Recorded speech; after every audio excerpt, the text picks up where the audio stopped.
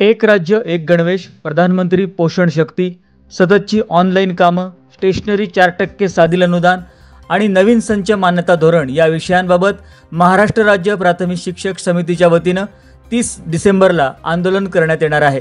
कुडाळ पंचायत समिती कार्यालयासमोर दुपारी 3 ते 6 या वेळेत हे आंदोलन करण्यात येणार आहे, अशी माहिती कुडाळ तालुका अध्यक्ष शशांक आटक यांनी दिली। कुडाळ इथं ते पत्रकार परिषदेत बोलत होते। यावेळी चंद्रकांत अणावकर, महेश गावडे, नंदकुमार राणे, सचिन मदने, संतोष वारंग, स्वामी सावंत उपस्थित होते। पाहुयात। यात एक राज्य एक गणवेश योजना उभ्या महाराष्ट्रात दिनांक 18 ऑक्टोबर 2023 या शासन आदेशानुसार एक राज्य एक गणवेश योजनेअंतर्गत विद्यार्थ्यांना मोफत 2 गणवेश शासनाने पुरवायचे आहेत। अजूनपर्यंत हा निधी जो होता हा शिक्षकांकडे यायचा, शाळा व्यवस्थापन समितीकडे यायचा आणि शाळेच्या सुरुवातीला हा गणवेश विद्यार्थ्यांना मिळावा, 2 गणवेश यासाठी शासनाचं परिपत्रक यायची। परंतु ह्या वर्षी या शैक्षणिक वर्षात जे 2 गणवेश शासन पुरवणार होतं, आता हा वर्ष संपायला आलं। आमची मुलं दुसऱ्या वर्गात, इयत्ता 7वीचा असेल तो दुसऱ्या 8वीच्या हायस्कूलमध्ये जाईल, 4थीच्या शाळेतला मूल 5वीत जाईल।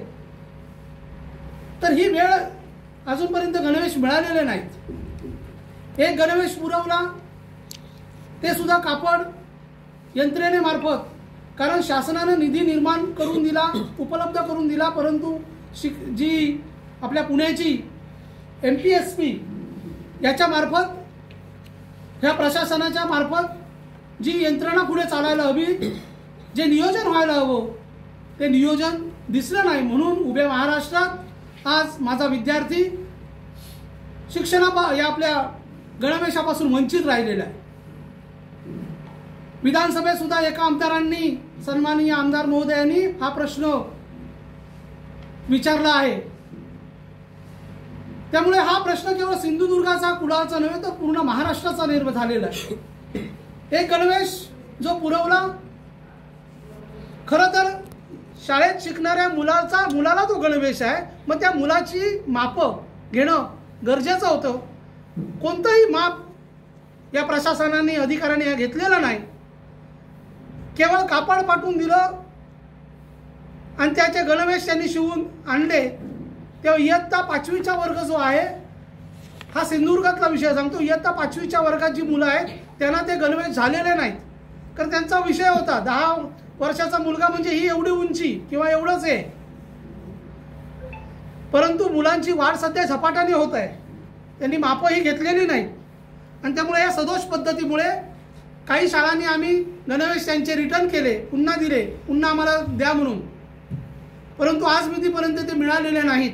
64,28,000 विद्यार्थी या योजनेपासून वंचित राहिलेले आहेत।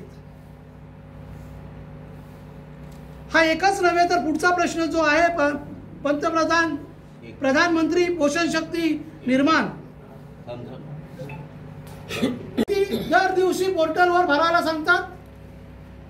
आपला सिंधुदुर्ग जिल्हा हा डोंगरी जिल्हा आहे, या ठिकाणी सर्वत्र नेटची सुविधा नाहीये।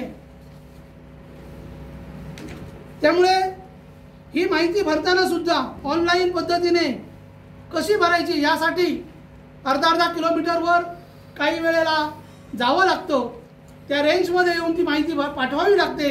आणि त्यामुळे जो शिक्षकाचं आमचं जे काम आहे विद्यार्थ्यांपर्यंत, विद्यार्थ्यांना अध्यापन करणे, त्याच्यावर सुद्धा बऱ्यापैकी परिणाम या ठिकाणी होत आहे। आज मितीपर्यंत ऑनलाईन कामासाठी कोणत्याही सोयी सुविधा पुरवलेल्या नाहीत।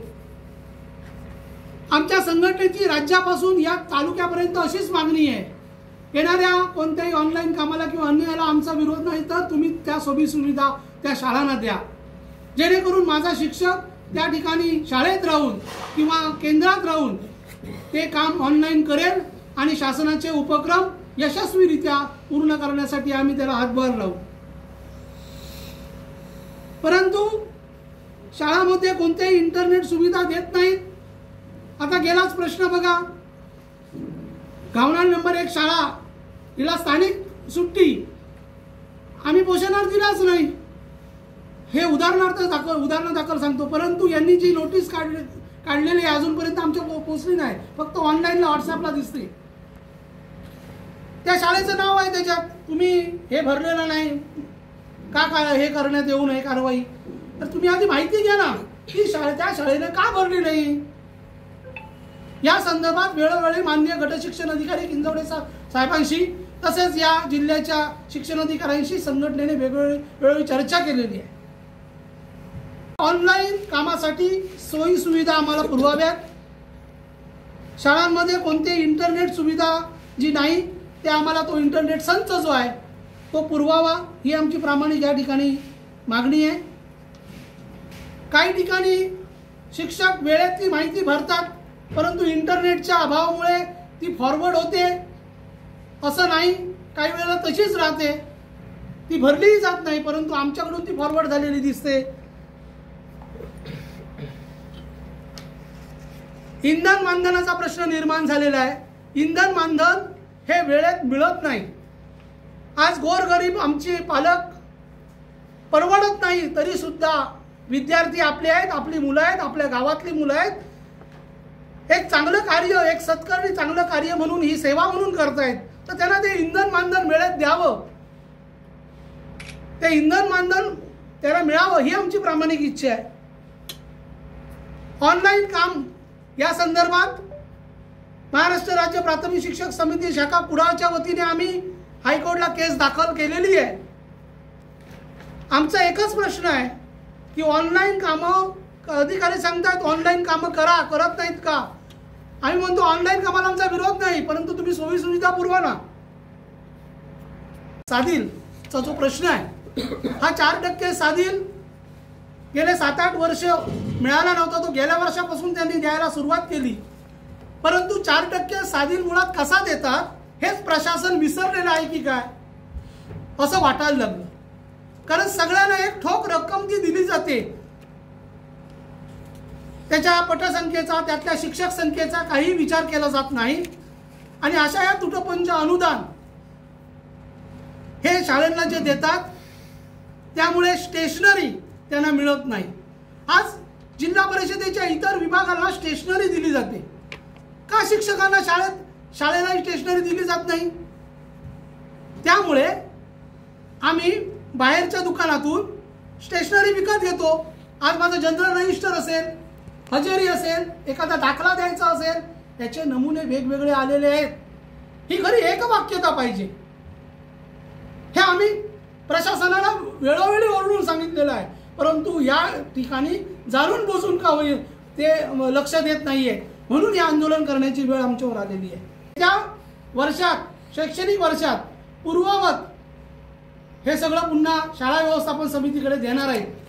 ठीक आहे, पुढच्या वर्षी हा चांगला निर्णय शासनाने घेतलाय, परंतु या वर्षाचं काय हा आमचा प्रश्न आहे.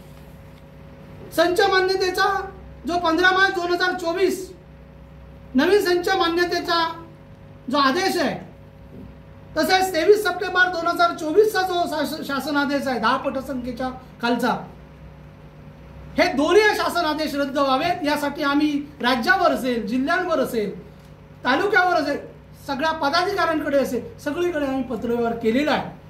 कारण आमच्या कोकण विभागासाठी आमचे डोंगरी जिल्हे आहेत, आमच्या शाळा वाडी वस्त्यांवर आहेत. या शाळांना, या शाळेतील मुलांच्या शिक्षणाचा प्रश्न निर्माण झालेला आहे. त्याकडे शासनाने नक्की लक्ष द्यावे. कारण बालकाच्या मोफत सक्तीचा अधिनियम 2009 आणि भारतीय संविधानात जो अधिनियम आहे आणि त्याचा अनुच्छेद 21 हा शिक्षणाचा मूलभूत हक्क, याच्यावर गदा येते की काय किंवा येत आहे असं आमची धारणा निर्माण झालेली आहे.